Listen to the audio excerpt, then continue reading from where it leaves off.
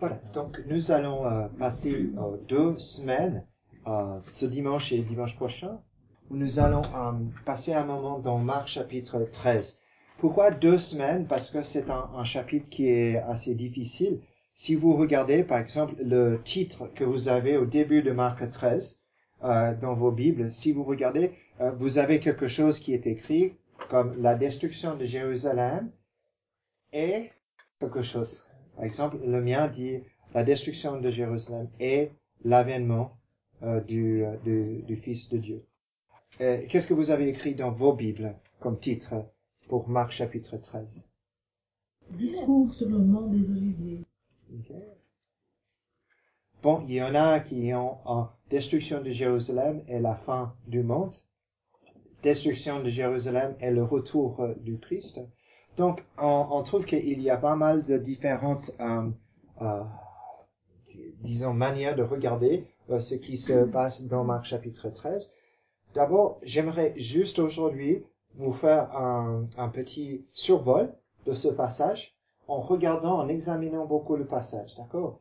Beaucoup de choses que nous entendons au niveau de retour du Christ, et Jésus va revenir un jour, c'est ça qu'il a promis, revenir pour ressusciter les morts et pour aussi juger les vivants et les morts. Jésus va revenir, mais la question que je veux poser en regardant ce chapitre, est-ce que c'est cela que Jésus est en train de parler quand il traite le sujet ou la question des apôtres dans Marc chapitre 13? Ce que j'aimerais qu'on fasse d'abord, c'est qu'on va lire le texte, ok?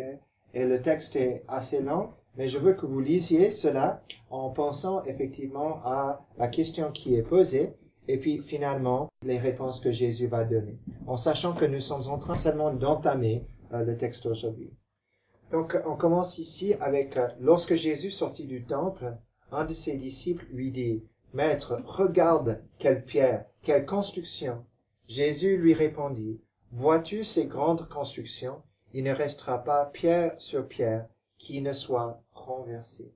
Juste pour vous dire, donc, ils vont quitter le temple. Vous vous souvenez que Jésus avait vu la dame qui a mis de l'argent, les 2 pièces dedans. Il avait donné des discours, il y avait plein de questions qui étaient là-dedans. Et maintenant, en quittant, on regarde cette construction, une construction d'Hérode, il avait commencé même avant la naissance de Jésus, donc c'était en 17 avant Jésus-Christ, qui a duré jusqu'à l'année 65, 66, après que Jésus monte au ciel. Donc c'est une construction du temple qui dure longtemps. Et il faut savoir aussi que vous pouvez aller aujourd'hui à Jérusalem et vous pouvez voir à l'extérieur les murailles qui étaient de l'époque d'Hérode. Les murailles qui sont là pour l'esplanade, ce ne sont pas les murailles du temple, mais qui nous donnent une idée de la grandeur. Et on entend en lisant les écrits de l'époque qu'il y avait des pierres qui mesuraient 25 mètres de long, 5 mètres de hauteur, et puis plus de 2 mètres et demi de largeur. Et comment ils ont pu déplacer ces différentes choses, aucune idée, mais juste que vous sachiez que c'était énorme, certaines pierres qui étaient là. Et donc, c'était aussi un bâtiment qui était entièrement le bâtiment même, fait en marbre, et qui était couvert, en tout cas le haut était couvert d'or, en or. Donc, c'était considéré comme l'un des bâtiments les plus importants et splendides de l'Antiquité. Et même quand Tite est venu contre la ville de Jérusalem, l'année 69 et 70, pour assiéger la ville, il n'a pas voulu détruire le temple. Il a voulu que le temple soit pris et gardé. Mais puisque la bataille était si féroce, puisqu'il y avait des barricades en bois, et puisque, comme j'ai dit, la résistance était si grande, et les soldats romains cherchaient tellement de vengeance parce que les Juifs qui défendaient l'esplanade du temple étaient, ils se donnaient à 100%, donc à cause de cela, le temple a été brûlé. Mais c'était pas l'intention. Alors, nous passons au verset 3. Jésus s'assit sur le mont des Oliviers en face du temple. Et Pierre, Jacques, Jean et André lui posèrent en privé cette question. Dis-nous, quand cela arrivera-t-il? Et quel sera le signe annonçant la fin de toutes ces choses? Jésus se mit alors à leur dire, prenez garde que personne ne vous séduise, car plusieurs viendront sous mon nom et diront, c'est moi, et ils séduiront beaucoup de gens. Quand vous entendrez parler de guerre et de bruit de guerre, ne vous alarmez pas, car cela doit arriver. Mais ce ne sera pas encore la fin. Une nation s'élèvera contre une nation, et un royaume contre un royaume. Et il y aura par endroits des tremblements de terre, il y aura des famines. Ce sera le commencement des douleurs. Prenez garde à vous-même. On vous livrera aux tribunaux, et vous serez battus de verges dans les synagogues. Vous comparaîtrez devant les gouverneurs et devant les rois à cause de moi, pour leur servir de témoignage. Il faut premièrement que la bonne nouvelle soit prêchée à toutes les nations. Quand on vous emmènera pour vous livrer, ne vous inquiétez pas d'avance de ce que vous direz, mais dites ce qui vous sera donné à l'heure même, car ce n'est pas vous qui parlerez, mais l'Esprit Saint. Le frère livrera son frère à la mort et le père son enfant. Les enfants se soulèveront contre le parent et les feront mourir. Vous serez haïs de tous à cause de mon nom, mais celui qui persévérera jusqu'à la fin sera sauvé. Lorsque vous verrez l'abomination de la désolation, donc c'est dans Daniel chapitre 9, établie là où elle ne doit pas être, que le lecteur fasse attention. Alors que ceux qui seront en Judée fuient dans les montagnes, que celui qui sera sur la terrasse ne descende pas et ne rentre pas pour prendre quelque chose dans sa maison, et que celui qui sera dans les champs ne retourne pas en arrière pour prendre son manteau. Malheur aux femmes qui seront enceintes et à celles qui allaiteront en ces jours-là. Priez pour que cela n'arrive pas en hiver, car ce seront des jours de tribulation tels qu'il n'y en a pas eu jusqu'à maintenant de semblance depuis le commencement du monde, que Dieu a créé, et qu'il n'y en aura jamais plus. Et si le Seigneur n'avait abrégé ces jours, personne ne serait sauvé, mais il les a abrégés à cause des élus qu'il a choisis. Si quelqu'un vous dit alors, le Christ est ici, ou il est là, ne le croyez pas, car il s'élèvera de faux Christ et de faux prophètes. Ils opéreront des signes et des prodiges pour égarer si possible les élus. Soyez sur vos gardes, je vous ai tout prédit. Mais dans ces jours, après cette tribulation, le soleil s'obscurcira, la lune ne donnera plus sa clarté, les étoiles tomberont du ciel, et les puissants qui sont dans les cieux seront ébranlés. Alors on verra le Fils de l'homme venir sur les nuées avec beaucoup de puissance et de gloire. Alors il enverra ses anges et rassemblera ses élus des quatre vents, de l'extrémité de la terre jusqu'à l'extrémité du ciel. Recevez l'enseignement de la parabole du figuier. Dès que les branches deviennent tendres et que les feuilles poussent, vous savez que l'été est proche. De même, vous aussi, quand vous verrez ces choses arriver, sachez que le Fils de l'homme est proche. Il est à la porte. En vérité, je vous le dis, cette génération ne passera point que tout cela n'arrive. Le ciel et la terre passeront, mais mes paroles ne passeront point. Pour ce qui est du jour et de l'heure, personne ne les connaît, même pas les anges dans le ciel, pas même le Fils, mais le Père seul. Prenez garde, veillez et priez, car vous ne savez quand ce sera le moment. Il en sera comme d'un homme qui part en voyage, laisse sa maison, donne pouvoir à ses serviteurs, à chacun sa tâche, et commande au portier de veiller. Veillez donc, car vous ne savez quand viendra le maître de la maison, le soir, ou au milieu de la nuit, ou au chant du coq, ou le matin. Craignez qu'il n'arrive à l'improviste et ne vous trouve endormis. Ce que je vous dis, je le dis à tous. Veillez. Bon, voilà, c'est le discours. Et vous avez déjà fait plus que beaucoup de gens qui ont déjà essayé de comprendre. Vous avez lu du début jusqu'à la fin ce texte. Et c'est quand même un texte fascinant qui nous fait poser beaucoup de questions. Il faut savoir que ce discours se trouve dans 3 évangiles. Donc, c'est dans Matthieu chapitre 24, dans Marc 13 que nous venons de lire, et aussi dans Luc 21. Et chaque fois que nous lisons, nous allons voir que le discours suit plus ou moins le même thème. Les mots ne sont pas identiques. Probablement, nous dit que Jésus a passé un bon moment à expliquer à ses disciples ses enseignements concernant leurs questions. Nous savons aussi que les questions posées, ici, c'est une personne qui a posé la question, Jésus répond, et puis après, ce sont les 4 qui vont venir à Jésus, et Jésus va répondre à eux, et à un moment donné, il dit à tous, donc, et nous pouvons penser que ce sont tous les disciples qui sont en train d'écouter à ce moment-là. Donc, le texte est très riche. C'est un texte, comme j'ai dit, qui se trouve dans tous ces endroits, et vous pouvez les mettre ensemble pour comprendre un peu mieux quelle est la question.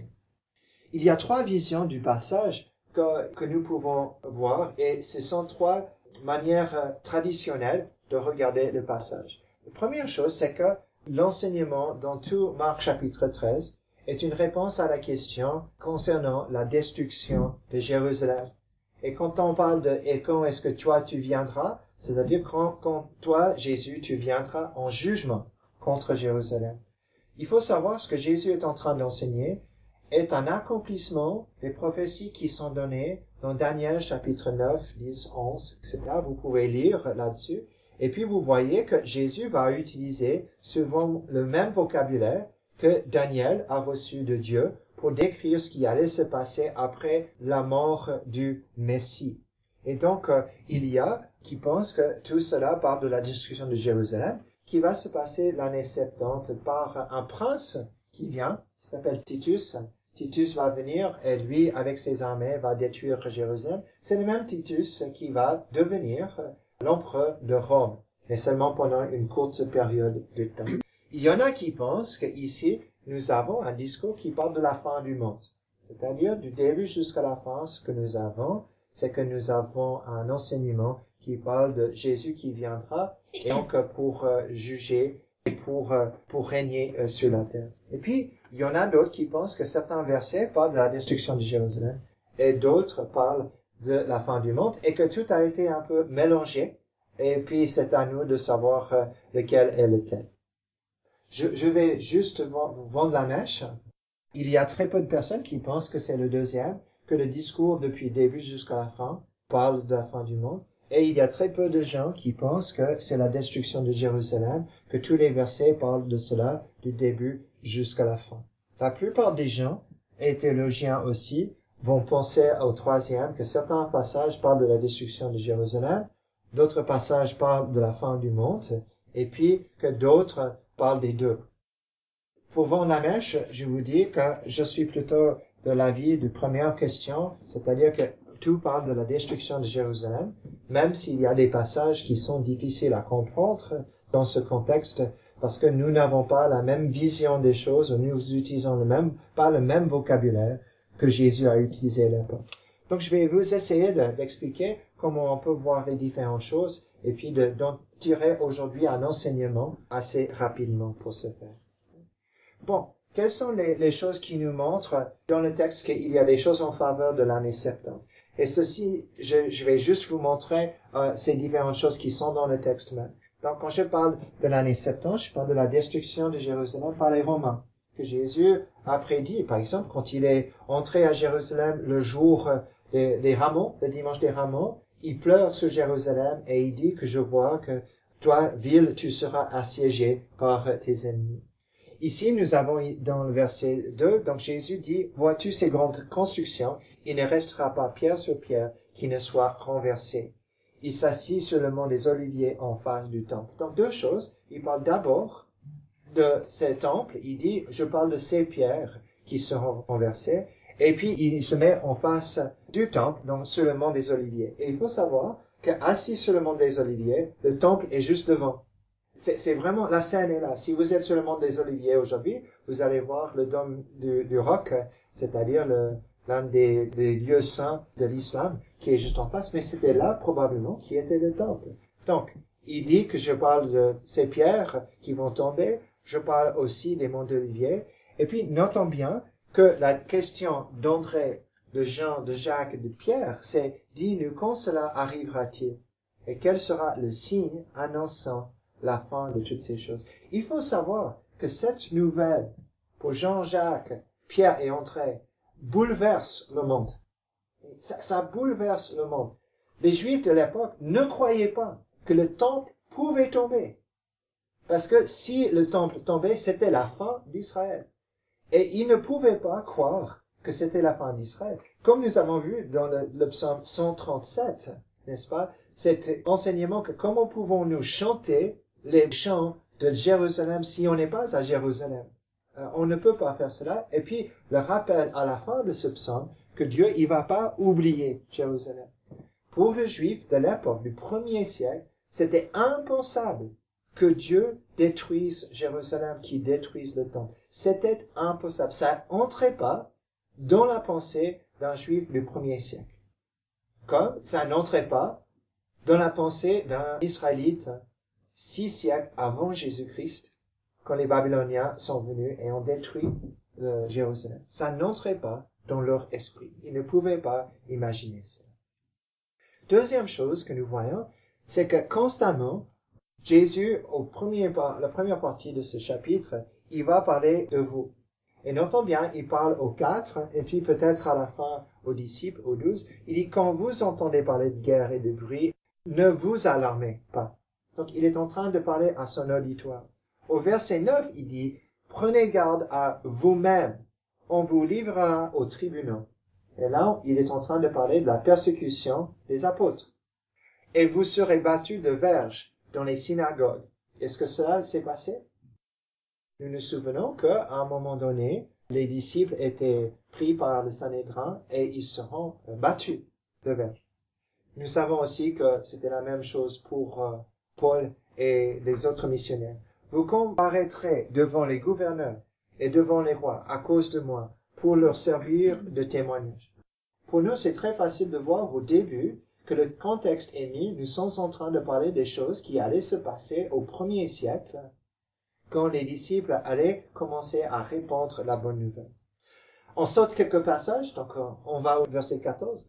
Lorsque vous verrez l'abomination de la désolation établie là où elle ne doit pas être, que le lecteur fasse attention, alors que ceux qui seront en Judée fuient dans les montagnes. Alors, juste 2 choses que je veux vous montrer. Première chose, c'est l'abomination de la désolation. Là, nous sommes en train Jésus est en train de citer Daniel, chapitre 9, quand il parle effectivement d'une désolation, disons non, abomination de la désolation qui serait mise dans le temple ou dans un lieu saint, et que la destruction de la ville sainte allait se passer après. Donc, il est en train de citer quelque chose que Daniel avait vu quelques 400, 500 ans avant Jésus-Christ. Nous remarquons aussi qu'il dit que ceux qui seront en Judée fuient dans les montagnes. Nous voyons que donc c'est une destruction locale qui a lieu dans le pays de Juda. Si c'est la fin du monde, vous ne pouvez pas fuir dans les montagnes pour échapper au jugement. Ça marche pas. Jésus n'aurait jamais dit cela. Mais il dit ceux qui sont en Judée qui fuient dans les montagnes. Par contre, c'est très intéressant qu'il y a quelqu'un, donc sans doute c'est Marc lui-même, qui écrit ces choses pour des gens qui n'étaient pas présents. Et vous avez vu ce qu'il a écrit. Il a écrit que le lecteur fasse attention. C'est magnifique, n'est-ce pas? C'est pas Jésus qui dit cela. Il est en train de parler. Okay? Et donc, Jésus va pas dire, lorsque vous verrez l'abomination de la désolation établie là où elle ne doit pas être, que le lecteur fasse attention. C'est pas Jésus qui dit cela. C'est Marc qui écrit cela. Et il veut leur donner une clé. Et la clé, c'est que quand il voit ce signe d'abomination, probablement c'est une idole romaine, probablement c'est l'entrée des forces dans la ville sainte de Jérusalem, donc les forces romaines. Quand il voit cela, il dit il faut fuir dans les montagnes.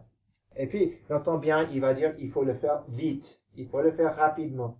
Il faut pas traîner, quand vous voyez cela. Et donc, et c'est tellement important qu'il dit, et que le lecteur fasse attention. Que le lecteur fasse attention.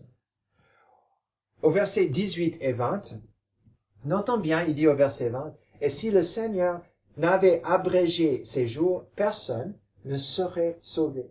Personne ne serait sauvé. Le jugement dernier ne sera pas abrégé. Quand il juge, il va juger. Tous seront jugés. Mais ici, il parle d'un moment de souffrance qui sera donc de court terme, et ça à cause des élus qu'il a choisis. Verset 28, 31, donc notons bien, nous sommes à la fin de ce discours, le verset 29. De même, vous aussi, quand vous verrez ces choses arriver. Et donc là, il est en train de parler à ses disciples. Ils allaient voir ces choses se passer. Vous aussi, quand vous verrez ces choses arriver, sachez que le Fils de l'homme est proche, il est à la porte. Le Fils de l'homme est proche. On verra ce que cela veut dire. En vérité, je vous le dis, cette génération ne passera point que tout cela n'arrive. L'idée, c'est que les gens qui sont en train d'écouter de cette génération-là, ils allaient voir l'accomplissement de ces choses. Alors, on peut imaginer, si Jésus dit cela l'année 30, une génération était considérée par la plupart des gens à l'époque d'être 40 ans. Donc, nous sommes en train de parler de l'année 70. Donc, il serait exactement le moment de la destruction de Jérusalem aux mains des forces romaines. Assez intéressant cela, de voir que Jésus, il prophétise, il prédit l'avenir pour que eux, ils ne soient pas étonnés par cela. Et puis, ce qu'il dit a eu lieu dans la génération qui suit. On peut regarder toutes ces différentes choses assez facilement. Il y a la déclaration de Jésus. Donc, lui, même a dit, je parle du temple. Il y a le mont des Oliviers. Ils sont en face du temple, en train de parler de ces choses. Il y a la question, quand est-ce que ces choses vont arriver et quels seront leurs accomplissements? Les persécutions des Juifs contre les apôtres, les chrétiens juifs, ça on voit. L'aide du Saint-Esprit, c'est dans les actes pour dire ces choses parce que Jésus va dire ne vous alarmez pas, ne vous préoccupez pas de ce que vous allez dire. L'abomination de désolation qui vient de Daniel, qui prédit aussi la destruction de Jérusalem. La possibilité de fuir à la montagne, qui n'est pas un jugement général. Les sauvés, grâce aux sauvés, les jours seront abrégés, c'est-à-dire la souffrance ne sera pas très longue. Et puis Jésus qui dit cette génération ne passera point que tout cela. Donc vous voyez, il y a pas mal de choses là, au début, à la fin, qui nous donnent quand même des indications que Jésus est en train de parler d'un événement historique qui allait se passer dans les années à venir en parlant de Jérusalem. Bon, la question c'est que, est-ce que c'est la seule chose dont qu'il parlait? Et puis si vous regardez, il y a aussi des arguments en faveur d'autres choses. Par exemple, la fin du monde. Qu'est-ce que nous voyons ici, dans le verset 4? Dis-nous quand cela arrivera-t-il et quel sera le signe annonçant la fin de toutes ces choses? Et une des choses qui peut se passer, spécialement quand on compare avec Matthieu et avec Luc, on peut dire, la fin veut dire la fin du monde. Ici, probablement, c'est très clair. La fin veut dire l'accomplissement de ces choses. Vous devez pas être d'accord avec moi, mais je crois que ce qui est important à voir, c'est que pour Jésus, il est venu pour accomplir la volonté de son Père. Et dans sa mort, sa résurrection, et dans son règne, il y a l'accomplissement d'une chose, il y a l'ère qui termine. C'est-à-dire, c'est l'ère de l'attente. Et donc, à un moment donné, même si Jésus est juif, et tous les disciples sont juifs, et tous les apôtres sont juifs, et les premiers 5000 chrétiens, ils sont tous juifs, malgré tout cela, à un moment donné, Dieu, il va balayer tout ce qui est sacerdoce, tout ce qui est temple, tout cela, il va arrêter parce qu'il a mis en place Jésus-Christ et le vrai temple. Mais notons bien, il parle de la fin de toutes ces choses. Il me semble, en Marc, c'est très clair, la fin de toutes ces choses, c'est-à-dire la fin du temple, l'adoration et d'Israël qui accomplit de cette manière-ci ce que Dieu a planifié pour lui. Le deuxième, c'est ici, dans le verset 13, vous serez haïs de tous à cause de mon nom, mais celui qui persévérera jusqu'à la fin sera sauvé. Alors là, on est d'accord, jusqu'à la fin ne veut pas nécessairement dire jusqu'à la fin du monde, parce que soit Jésus va revenir, soit on va mourir avant la fin du monde, mais on persévère jusqu'à la fin de ces épreuves, jusqu'à la fin de toutes ces différentes choses. Donc attention dans les Écritures, quand nous lisons le mot fin, il ne faut pas toujours dire fin du monde. Il faut regarder quel est le contexte. Et je crois que ça c'est quand même assez clair ici. Mais il y a d'autres choses plus importantes qui sont quand même plus difficiles à expliquer, et peut-être il y a d'autres possibilités. Le verset 19. Car ce seront des jours de tribulation, tels qu'il n'y en a pas eu jusqu'à maintenant de semblable depuis le commencement du monde que Dieu a créé et qu'il n'y en aura jamais plus. Donc là, il est en train de parler d'un événement exceptionnel et on est dans le superlatif. C'est-à-dire, on verra plus jamais quelque chose comme cela. Et si vous remarquez bien, et on va parler de cela après, c'est une possibilité de parler de la fin du monde, mais c'est une citation de l'Ancien Testament, qui parle effectivement de la destruction de Jérusalem. Jésus reprend cela. Mais ça, on verra par la suite. Le verset 24. Alors, celui-là, difficile à expliquer, on va pas passer beaucoup de temps aujourd'hui là-dessus, mais il dit, mais dans ces jours, donc il est en train de parler de cette destruction qui arrive, après cette tribulation, la souffrance qui sera donnée au peuple, le soleil s'obscurcira, la lune ne donnera plus sa clarté, les étoiles tomberont du ciel, et les puissances qui sont dans les cieux seront ébranlées. Alors on verra le Fils de l'homme venir sur les nuées, avec beaucoup de puissance et de gloire. Alors il enverra ses anges et rassemblera ses élus des 4 vents, de l'extrémité de la terre jusqu'à l'extrémité du ciel. Et là, on dit, ça c'est clair, hein. Il parle de la fin du monde, même si la question était pour la destruction de Jérusalem. Bon, j'espère aussi pouvoir parler de cela d'une autre manière, que oui, c'est une possibilité, peut-être ça ne change rien s'il parle de la fin du monde et autres, mais de nouveau, nous allons voir que c'est une citation de l'Ancien Testament qui parle d'un jugement de Dieu contre les peuples rebelles, et c'est ça que nous verrons.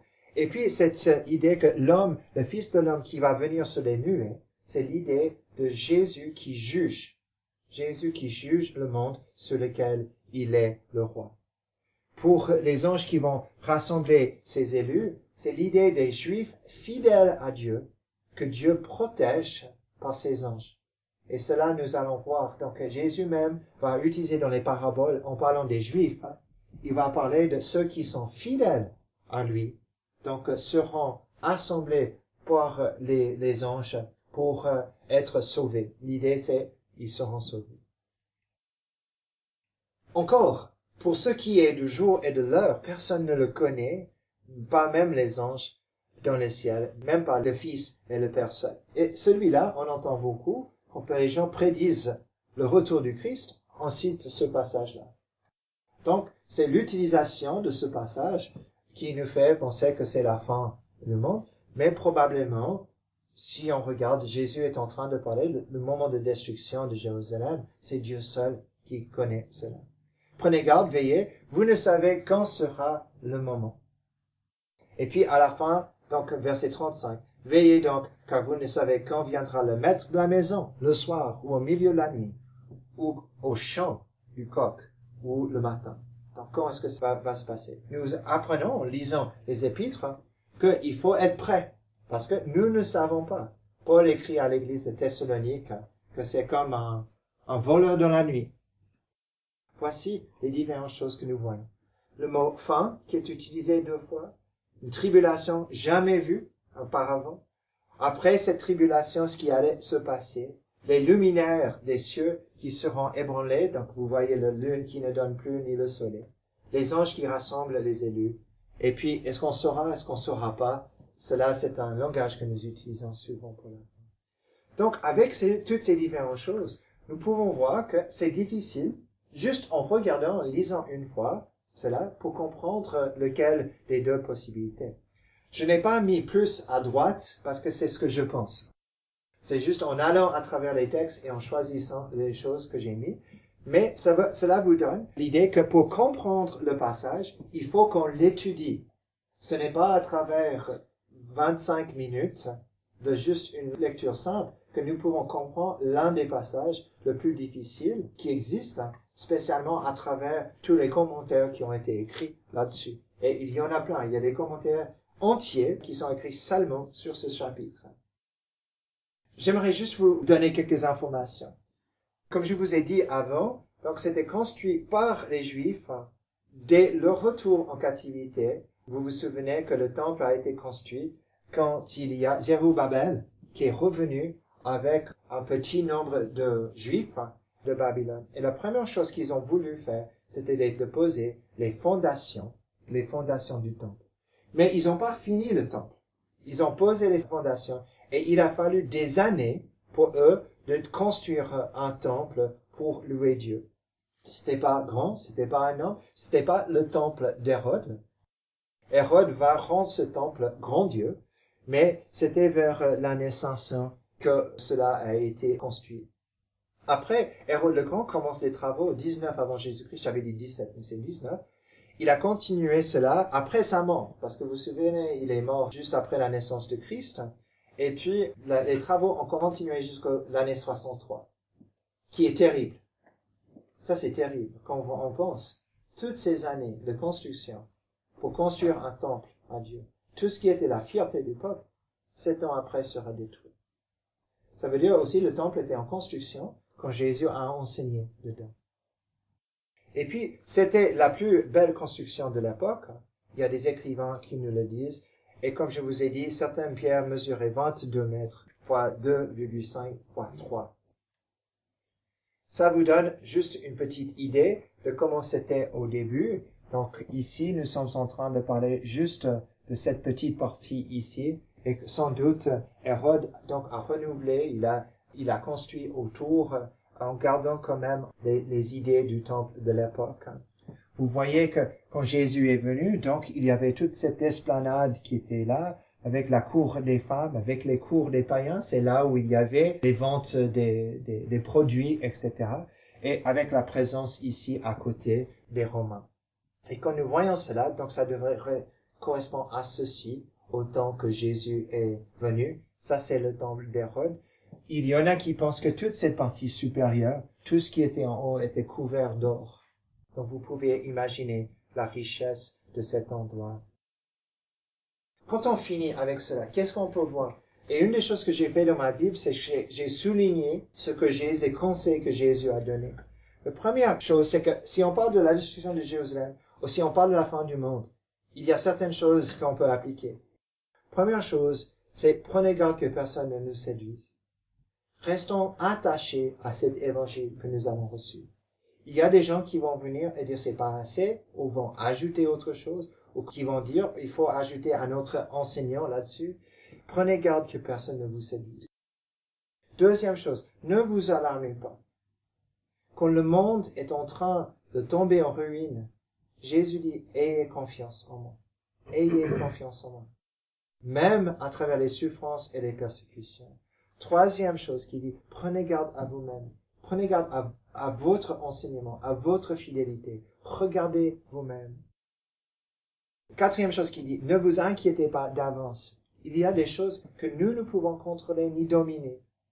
Et nous pouvons nous inquiéter, mais lui, il dit, donc, ayez confiance en moi. Cinquième, persévérons jusqu'à la fin pour être sauvés. À travers toutes les tribulations, les difficultés qui peuvent arriver, il faut qu'on fasse de cette manière.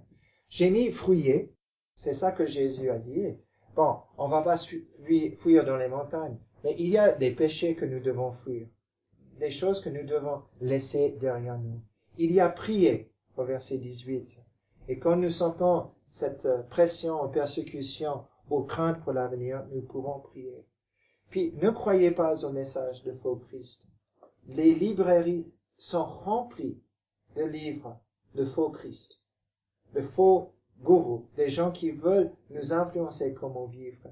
Mais nous devons rester attachés au vrai Christ. Soyons sur nos gardes, il dit, et veillez et craignez. Si on parle de la fin du monde, ou si on parle de la fin de Jérusalem, l'année 70, ces exhortations sont applicables aujourd'hui, dans le sens que nous voyons le monde différemment que les autres. Juste pour finir pour aujourd'hui, ce qu'il faut savoir, c'est que l'année 67, 68 et 69, il y a des chrétiens juifs, comprenez bien, des chrétiens juifs, que eux, ils ont prêté attention à ces choses-là, fidèles jusqu'au bout, et ils ont reconnu en des choses qui se passaient avant l'année 70, les prophéties de Jésus qui se réalisaient. Et ils se sont sauvés. Ils ont fui dans les montagnes. Ils ont quitté la ville de Jérusalem. Ils étaient appelés, pas des rats, mais des gens qui n'étaient pas patriotiques ou des gens qui prenaient pas de responsabilité du peuple de Dieu. Mais ils ont obéi à Jésus quand ils ont fait ces choses. Et grâce à cela, ils ont pu continuer à vivre pour le Christ et être ses témoins. Jésus dit ces choses pour épargner son peuple, pour que son peuple ne souffre pas si on peut l'éviter. Souffrir pour l'évangile, oui. Souffrir tant que pour les péchés d'un peuple incrédule, non. Donc voilà ce que nous avons pu voir aujourd'hui. À la prochaine fois, on va voir un peu plus en détail les différentes choses. Donc, n'hésitez pas à relire ce chapitre. Venez avec vos questions. Et ce que vous pouvez faire, c'est utiliser juste 3 couleurs, par exemple. Une couleur pour parler des choses qui parlent du temple, les choses qui sont plutôt peut-être, vous pensez à l'avenir, et puis les conseils que Jésus donne à ses disciples que nous pouvons appliquer aujourd'hui.